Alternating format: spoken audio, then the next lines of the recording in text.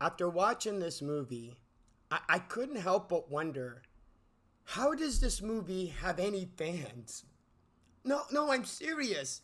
How does this movie have any kind of a fan base?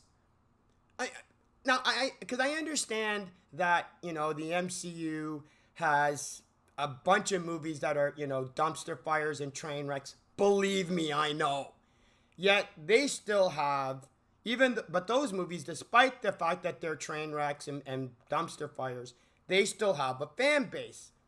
But the thing is, the MCU has spent 10 plus years building up a loyal fan base of, brain dead Marvel zombie fanboys who are not only going to watch whatever the MCU puts out, they're going to love whatever the MCU puts out. Thor Love and Thunder being a prime example. But the thing is, DC didn't do that. DC didn't establish a loyal fan base of brain dead DC fanboys who are not only going to watch whatever DC puts out, they're going to love whatever DC puts out. Hell, they got the opposite. So it's not like DC has a loyal fan base to be able to draw from. Now I can understand being a fan of like the fight scenes of this movie, like the last hour of this movie, because I ended up seeing the Ultimate Edition, which is 3 hours, because I couldn't find the original theatrical release. But I can understand I can understand there are people who are fans of the fights, even though they never should have happened. They're pointless and they're contrived. They're more spectacle. Okay, I'm not going to call them fights because that's ridiculous. I can see people being fans of the fights, but not the rest of the movie, because like the first 2 hours of the movie are filler, are pure filler. There's like little scatterings of something, but for the most part, okay, out of the 2 hours, an hour and a half of that 2 hours is pure filler. The last hour is the spectacle.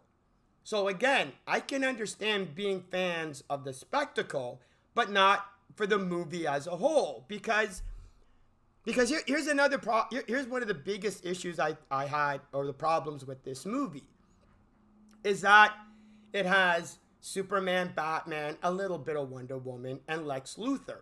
But the thing is, Superman isn't Superman in this movie.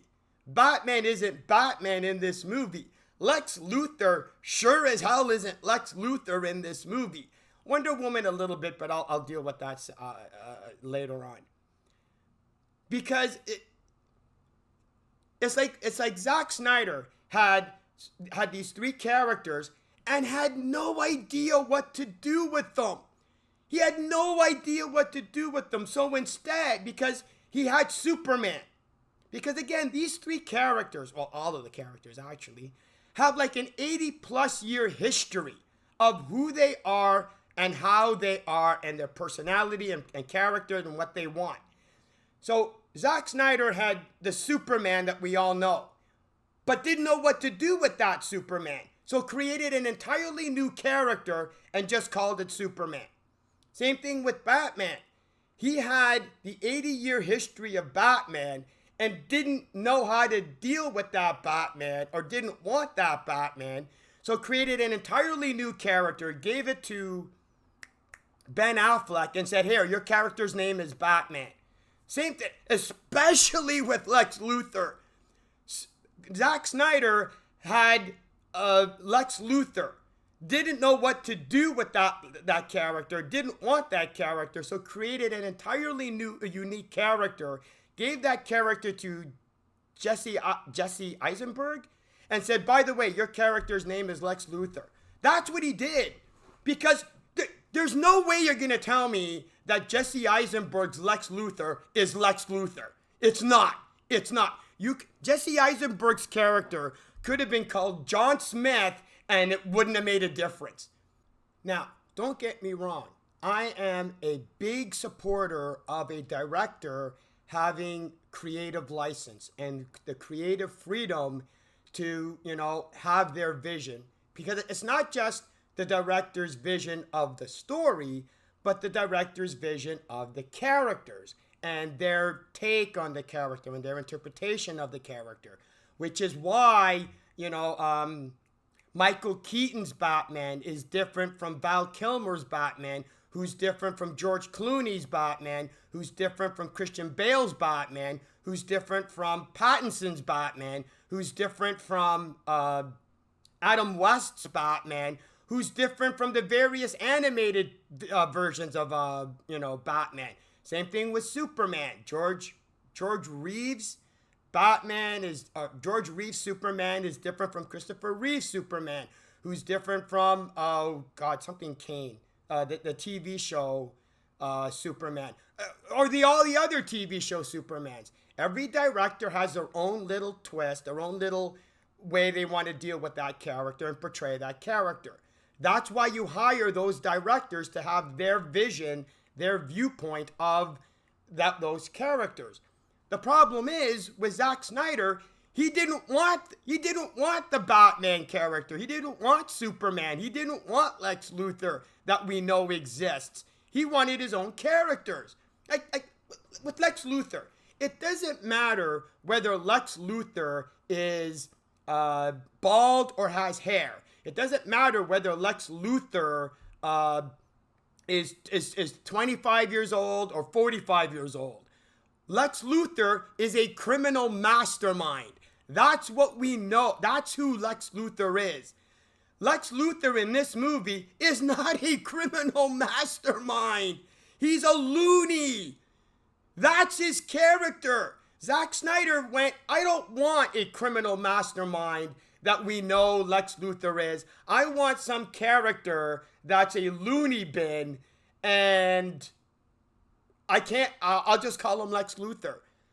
Superman in this movie is what's the term? A Jesus figure, a Messiah figure, who is also a conflicted Messiah figure in regards to who he is and stuff like that. And it's like, not only is that not Superman, that's not even the same Superman from Man of Steel, who was directed by Zack Snyder. Zack Snyder went, the Superman I established from Man of Steel? Yeah, I don't even want that Superman. It's like, Wonder Woman is a little bit different because it's really her first appearance, because the Wonder Woman movie comes out later or after. And the only thing that's really established about Wonder Woman in this movie is she's got battle lust. She loves fighting. That's about it. What she's been doing and when she got here, we don't know. So we can't. I'm gonna kind of skip over Wonder Woman. Though there are some issues with Wonder Woman I'll get to later on in the video. Then of course we have Batman. It's just, oh my God, this. I'm gonna get an aneurysm from this. The Ben Affleck's character in this movie is a rich, angry guy who has this mad on for Superman for no actual reason, and I'll get into that later, because I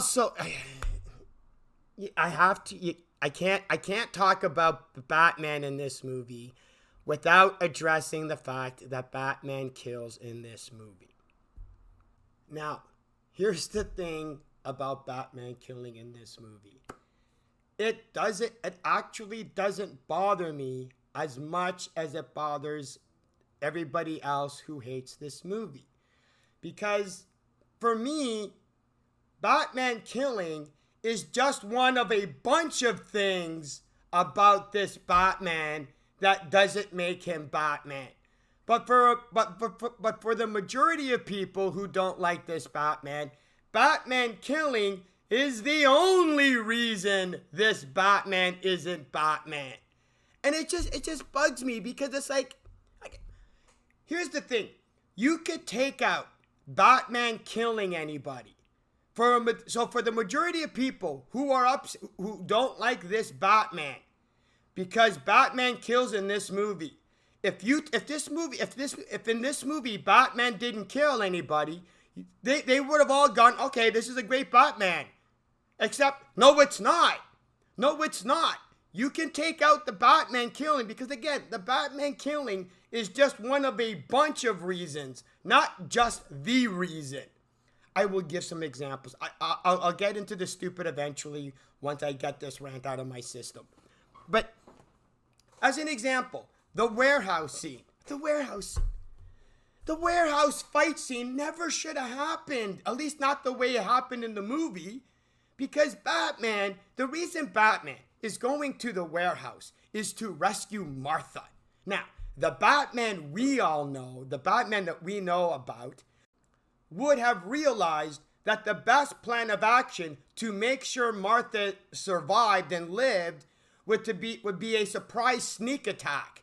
You know, figure out where everybody was, scan the building, see where all the mercenaries were, see where Martha was, see who's guarding her, figure out what the best point of penetration of being able to rescue her would have been, you know, blowing a hole, throw some grenades, smoke grenades or whatever, incapacitate whoever's guarding her, grab Martha and escape.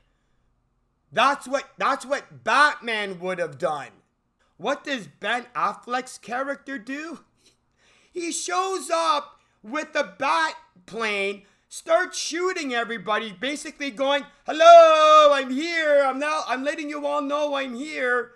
Then after he shoots everybody, what is Ben Affleck? I'm not even calling him Batman. What does Ben Affleck's character do? Goes into the warehouse and starts fighting all the mercenaries. How the hell does that help prevent the Russian from killing Martha? It doesn't. It doesn't. Like, the Russian, as soon as Batman showed up and started attacking, the Russian, because again, the Russian was already prepared to shoot and kill Martha. He was already prepared to kill Martha until Batman showed up. So Batman starts shooting everybody, goes into the warehouse, starts fighting all of the mercenaries. What does the Russian do? Just sits there and waits. What are you waiting for? What are you doing? Shoot Martha and leave. While Batman is shooting the vehicles, while Batman is wasting time fighting all of your mercenaries, shoot Martha and leave. But the movie can't have that because that would make sense. And the movie can't have that because then otherwise Martha would die and would defeat the purpose of Ben Affleck's character going to the warehouse in the goddamn first place. Yes, Batman killing some of the mercenaries in the warehouse is an issue, but nowhere close as much as the fact that Batman went full bore in. Not as bad as Ben Affleck's character going full bore into the warehouse as if that's gonna somehow save Martha. You guys are more pissed at the fact that Ben Affleck's character kills people as opposed to the fact that Ben Affleck's character didn't do what Batman would have normally actually have done. That's my problem with this Batman. That's my problem with people complaining about Batman killing. The Batman killing is secondary to the fact that Batman should have never done it in the first place. The car chase scene never should have happened. You have the scene where Ben Affleck's character, right, fires the tracker on the truck. Okay, I'll grant the movie that. That is something we would have expected Batman to do. Except what does this movie end up doing? Ends up having as soon as the convoy starts leaving, Ben Affleck starts attacking the convoy. Why? Forget the fact that Ben Affleck's character is even killing the people in the convoy. Why the hell is he attacking them in the goddamn first place? Hell, even the movie invalidates him attacking the convoy. Because what happens later on in the movie? Batman infiltrates LuxCorp and steals the kryptonite. But it happens off screen. Well, why does it happen off screen, movie? I would have loved to have seen Batman sneaking into LuxCorp, trying to figure out how to deal with the guards, figure out where figure out where the kryptonite is, figure out how to steal it, and figure out how to escape. But for some reason, this movie doesn't do that. Why? Because that's something that Batman would actually do. And Zack Snyder has no intention of actually having Ben Affleck's character do something Batman would do. It's just... Then we have our first appearance of Batman in this movie. Oh, okay. This movie already establishes Ben Affleck's character isn't Batman long before Batman kills anybody. Because here's our introduction to Batman. The cop walks in the room. It's a small little room. It's the room where the criminal is branded and handcuffed to the radiator, right? It's a small little room. We actually follow the police officer as he enters the room, and we can see the room. And it's like, oh, okay. And then he turns around, and then in the next scene, you see Batman on the corner of the ceiling, and he's just kind of hanging there. And I swear to God, I see that, and I'm going, what's he doing? Like, why is he doing that? Like, what? It took me a couple of seconds to actually register, oh my God, is Batman hanging on the corner of the ceiling to try and hide? Is that what this character is doing? Like, what is this character doing? Taking advice from Drax? No, don't move. It's the same as hiding. Like this is not a Batman that just started. This isn't a Bruce Wayne that just decided to be Batman that week and somehow panicked. This is a Batman that's been doing this for 20 years. The police officer comes in, and Ben Affleck's character's plan is to hang on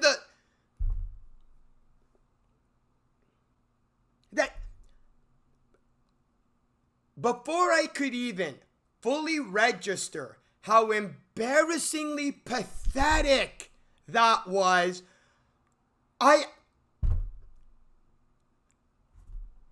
Ben Affleck's character skitters across the ceiling and then goes into a hole. It's like, what the hell am I watching? Like, that scene alone establishes that's not Batman way more than Ben Affleck's character killing anybody. Ben Affleck's character announcing his presence to the Russian in the warehouse is way more not Batman than Batman being overly violent when he fights the mercenaries. Anyway, rant over. I'm good. What the hell was I talking about? Now I can't remember. The conflict between Batman and Superman. Okay, now I gotta rant about that bullshit, stupid. Okay, the conflict of establishing Batman wanting to kill Superman is so weak, is so pathetic, it's so flimsy that the movie actually had to have Batman have these dreams. The dreams, okay, I'll get back to the dreams. Here's the thing about the dreams. So I'm watching the movie, and there's all of these dream sequences, and I'm kind of going, why are there all these dream sequences? It doesn't really make any sense. Not only the dream sequences, but I noticed that there was a bunch of overly melodramatic scenes, and I was thinking, okay, maybe this is just Zack Snyder's style. He's adding a little flair or his own little touch to the movie, until I realized, oh, the reason there's two reasons for the dreams. One, for the fake conflict, but the other reason is the other reason for the dreams, as well as the overly melodramatic scenes in this movie, is to compensate for the fact that there's barely a story in this movie. There's barely a story. Tell me what it is. The first 2 hours of this movie, most of it's an hour and a half of it is just filler. What's the story? Apparently, for some reason, Batman wants to kill Superman, and this movie is busting its balls trying to figure out how to make it happen.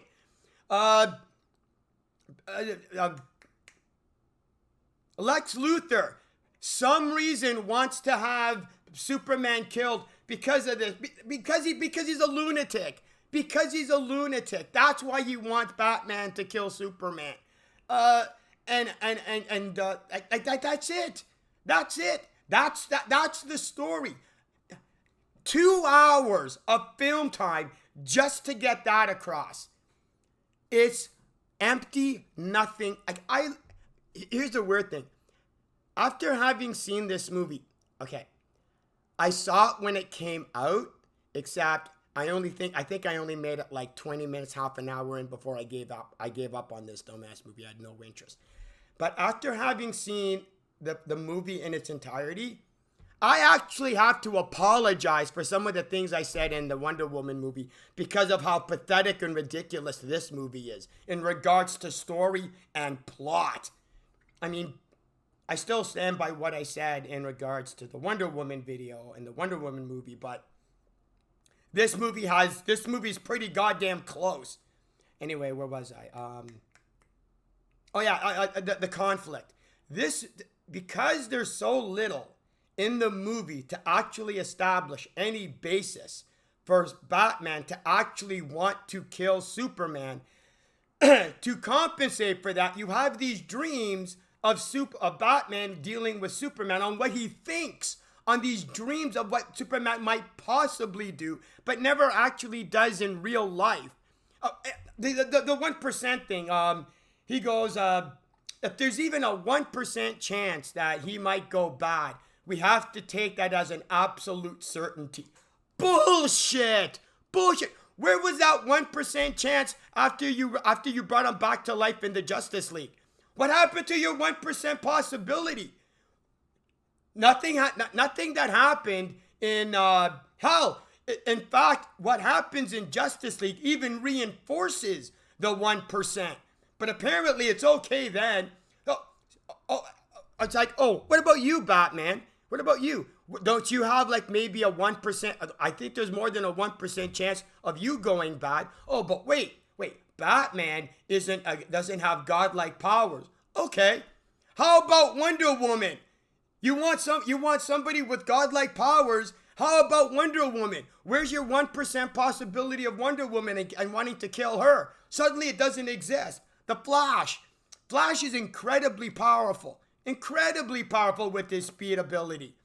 Cyborg establishes that he is able to infiltrate the internet and any computer system he wants.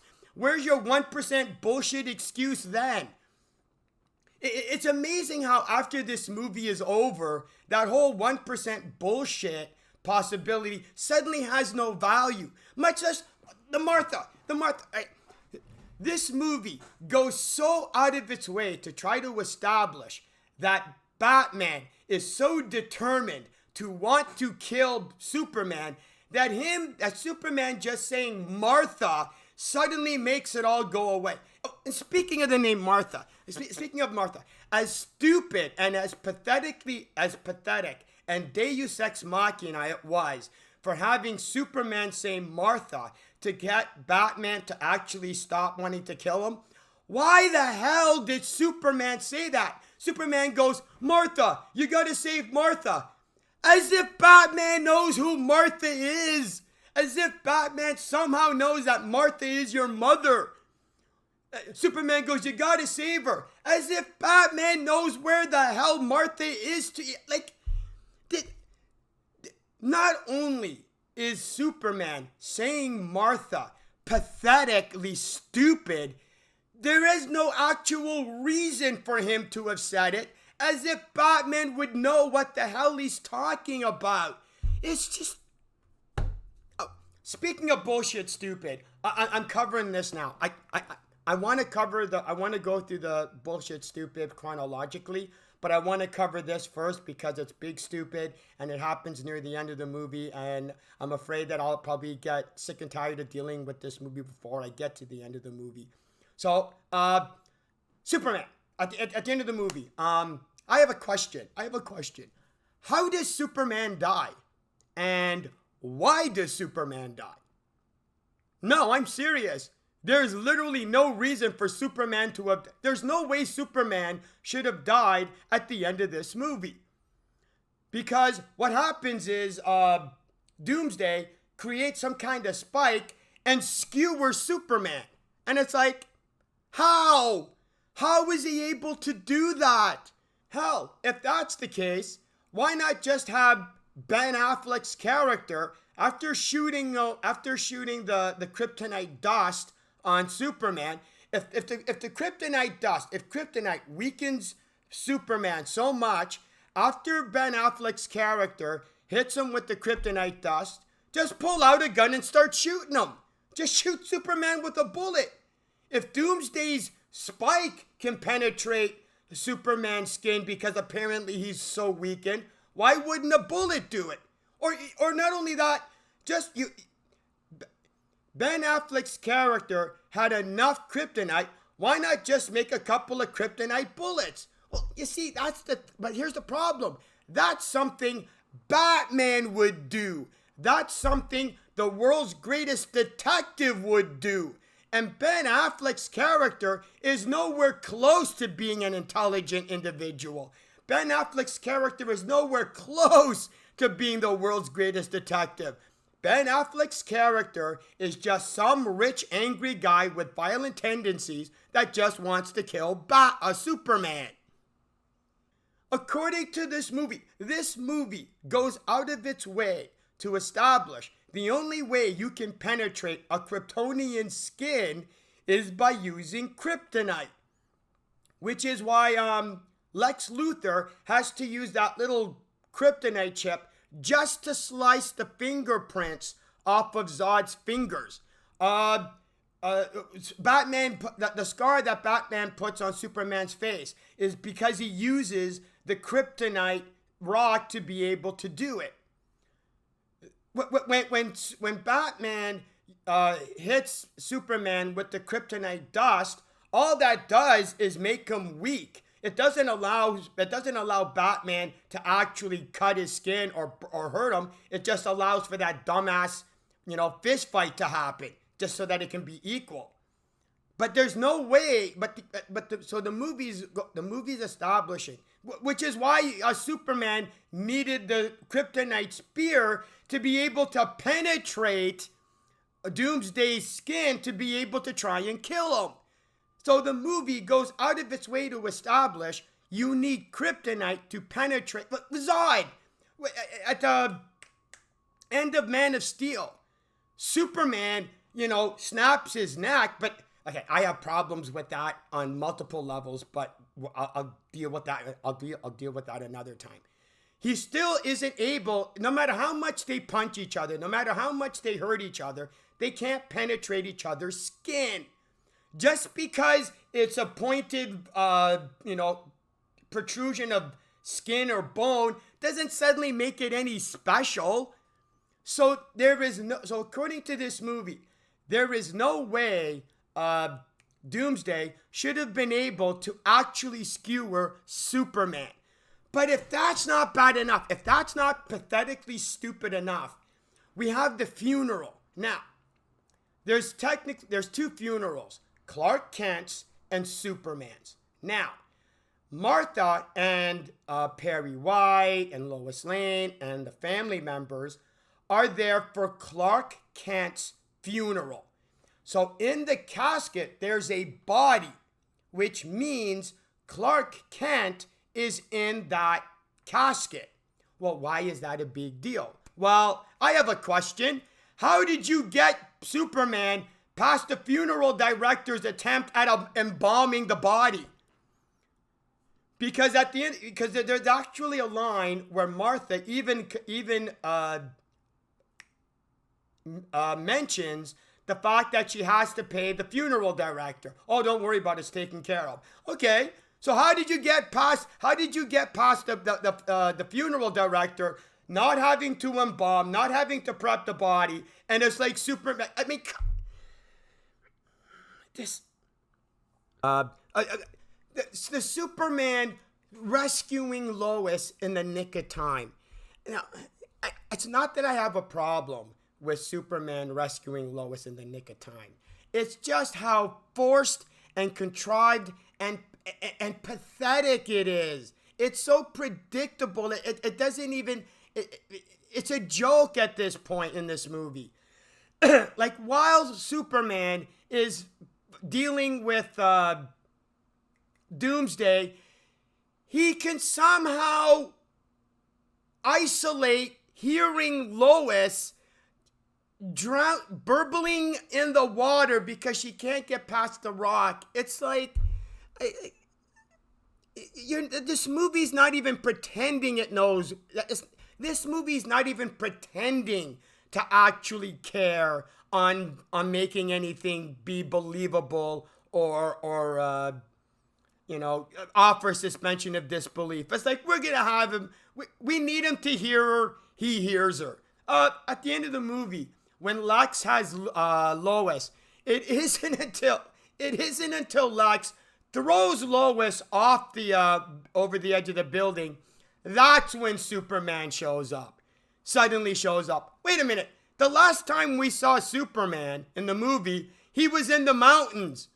He was in the mountains. The mountains. That stupid ass conversation with his father. Does the movie even pretend to even bother explaining? Was it a dream? What was that? No, apparently we're not even going to discuss it. It's just him talking to his father. We don't know if it's him. It's so, there is no reason to take this movie seriously or even give a damn about what happens in this movie.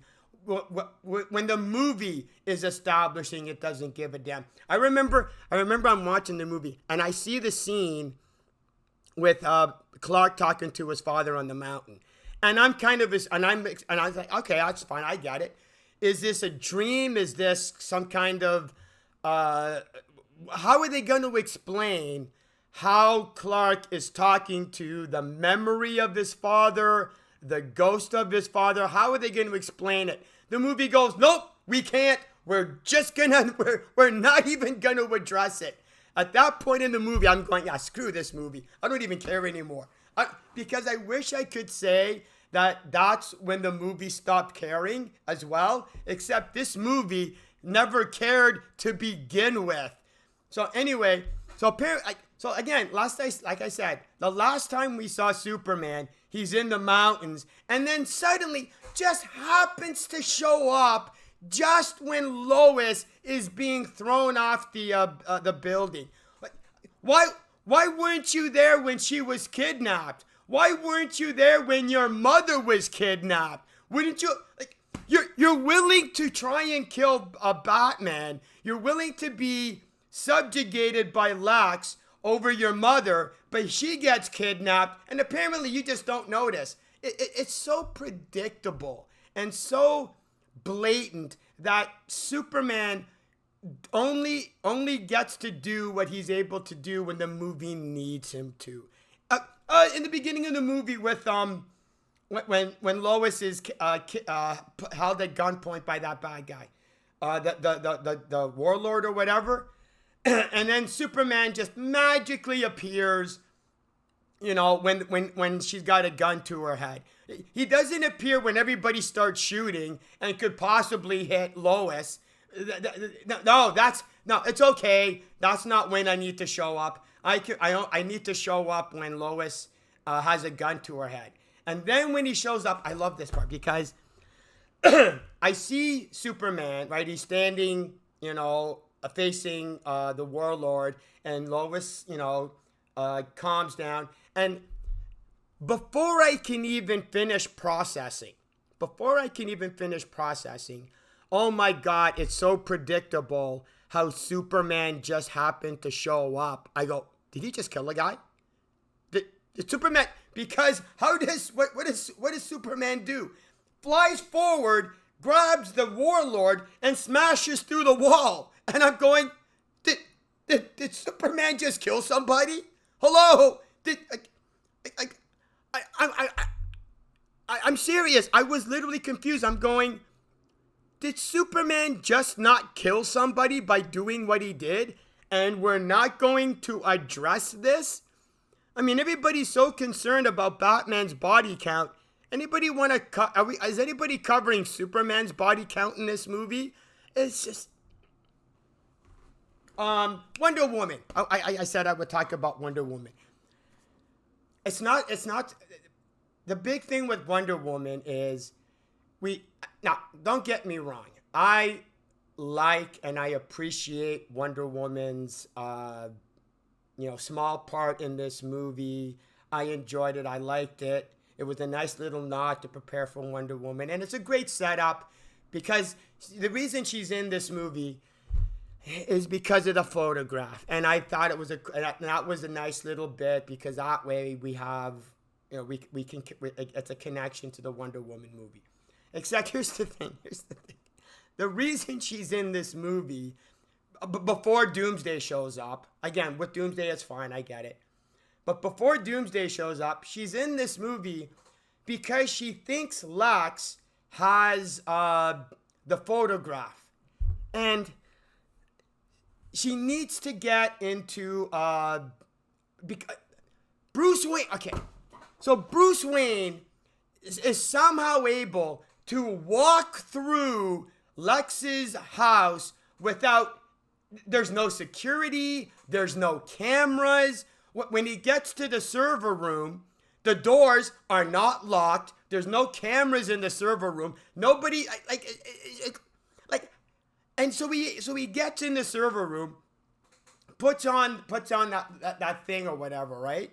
And then the one girl notices him, and he goes, I'm looking for the bathroom, and it's like. It's just so pathetic. I'm sorry. And she buys it. So then he goes back to the party. Okay. The conversation between Superman and Batman, or Bruce and Clark, there was this one line that absolutely pissed me off. Because, hold on, where is it? Bruce says, in Gotham, we have a bad history with freaks just dressed like clowns. And I'm looking at the movie and I'm going, you mother. Is Zack Snyder literally trying to compare Superman with the Joker? Screw you, movie. This is an example of how pathetic and weak this movie is trying to establish the mad-on or the conflict that Batman has for Superman. This movie is actually having Batman in his mind compare Superman with the Joker to justify his animosity to Superman. Pissed me the hell off. So anyway, he goes back down and it's gone because apparently Diana took it. Because apparently anybody can walk through Lex's house and there's no problem. I mean, how easy must it be to rob How easy must it be to actually rob Lex's house? There's no security. There's no cameras. Nothing's locked. Nobody says anything. You could go into You could go to his father's the room that he said he left his father with. Take anything that you want, and then when when somebody shows up, just go, "Oh, I was looking for the bathroom." But here's getting back to Wonder Woman. Sorry, I just all over the place. So Wonder Woman's reason for being in the beginning of the movie is because she wanted to figure out where the photograph was that she believes Lex took. And it's like, okay, gee, too bad you don't have a magic lasso that compels whoever's wrapped in the lasso to tell the truth, to be able to try to find out how to find where your photograph is. It's like, because the movie even establishes that Wonder Woman has the lasso because she uses it against Doomsday. So it's like, why would Diana bother even, like, how did she even know Bruce even put that there? How does she even know what Bruce was, what the purpose of that little box was? She doesn't, but the movie does. And it's just so ridiculously forced and such bullshit stupid. You have a lasso that compels people to tell the truth. Why don't you try using that to see if you can figure out where Lex kept the picture? Hell, it's not like Batman needed to, because apparently Batman found it anyway. Then we have, oh my God, then we have Lex's deal with that guy who was with Senator Finch. Okay, so this is so adorable on Snyder's on Snyder because he has no idea how to actually get it so that Lex will have access to the Kryptonian ship. He has no idea on how he can actually get Lex to get Zod's body. So this is how he gets it. Lex goes to the senator. I want import papers to be able to get the kryptonite rock, and she says no.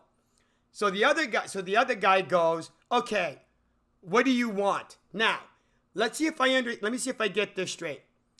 Lex wants them to give him an import license to be able to get the kryptonite rock.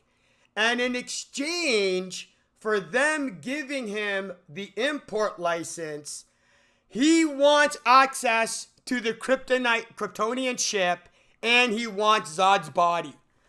How the hell does that work? What does the guy who he's making a deal with get from? He grants Lex the Zod's body. He grants Lex access to the Kryptonian ship. What does that guy gain? The ability to give Lex the import license to be able to get the kryptonite rock. And it's like, oh my God, Zach, you are so adorable in how pathetic you are. This is ridiculous. Then we have the bomb going off at the Senate hearing. I love how the movie goes out of its way to try and focus on how Superman wasn't able to detect the bomb. And it's like, okay, no problem. How did the security not detect the bomb? Like, forget Superman. There's no way he should have been able to have gotten a bomb into the Senate hearing. But don't focus on that. Focus on how Superman didn't notice it. And seriously, what was this? What was the point of the explosion? Like, how is that? Like, it was so weak in trying to somehow. This movie was so desperate to try and get some type of conflict. They tried to connect Superman to being at fault for the bomb going off. It's just, and not only that, the bomb goes off, and And the movie just has Superman just kind of like, I'm going to get so blamed for this. Like, hey, Superman, here's an idea. After the bomb goes off, why don't you use your super speed or your super breath to blow out the fire? Your super speed to go help anybody. No, the bomb goes off and he's just, and I swear to God, he's going, I'm guaranteed I'm going to get blamed for this shit. It's going to be my fault, guaranteed. It was just so ridiculous. What was the other one? Oh, Lex having free reign of the Kryptonian ship. And it's just so pathetic. He goes into the Kryptonian ship, goes to the control thing, takes out whatever that gizmo's called, I forget, puts it back in, just puts his hand on it, doesn't even use the fingerprints of Zod, just puts his hand on the gear, and the whole thing turns on. The Kryptonian ship turns on because the movie needs it to. That's how weak this is. Why not just have Lex walk into the Kryptonian ship, go, open sesame? Because it's just as forced, it's just as contrived, and it's just as weak and just as pathetic. And it's like, I can't remember from Man of Steel, but why is the Kryptonian ship speaking English? And why does the Kryptonian ship understand English? And I'm not watching Man of Steel to try to remember why it is. Anybody in the comments, let me know, why does the Kryptonian ship speak English, and why would it know and understand English? And again, not even with the Kryptonian ship, it's like we need Lex to somehow not only revive Zod, but turn him into an abomination because you mixed your blood with the... This is the movie going, we have no idea how to actually do any of the things we want to do in this movie. So we're just going to do whatever the hell we want. And like I say with every other movie I talk about, is that the movie is hoping that you as an audience are one of two things. One, too stupid to notice the stupid or realize how stupid it is. Or two, you just don't care and this movie can do whatever the hell it wants and you don't care. It's just...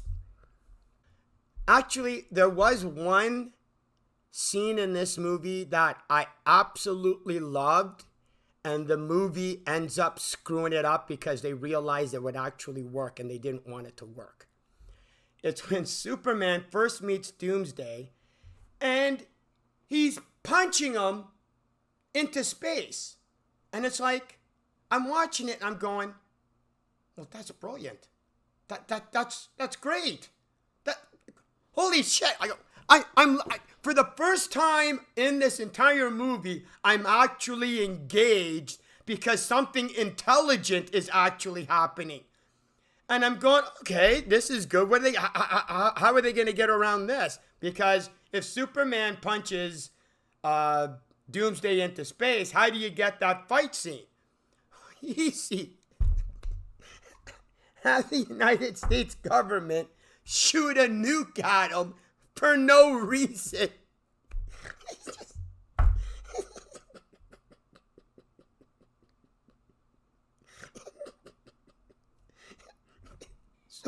Superman's plan is genius. Punch because Doomsday can't fly. So just keep punching him. Wait until he gets into... Oh, God. I'm not much of into astronomy, so I'm out the outer atmosphere where there's no gravity, so he can't orbit the planet. Just keep punching Doomsday until he whatever the version of atmosphere it is, until he's into outer space, and then I just have Doomsday float away. Problem solved. But the movie's going, oh, we can't actually do that because if we have that happen, how are we going to have this really cool fight scene between Batman, Superman, Wonder Woman, and Doomsday? So they just go, well, screw it. We're going to have a nuclear, they're going to fire a nuke at them. And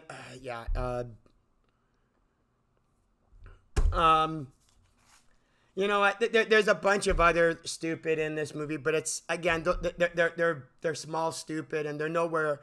I covered most of the big stupid, and I'm done dealing with this movie. Like again, there's other small stupid, but I'm just compared to the big stupid that I talked about, I'm good. So that's Batman v Superman, and for some reason, I wish I could have done a the reason I did this is because I already did Pattinson's Batman. I did Christian Bale's Batman with The Dark Knight.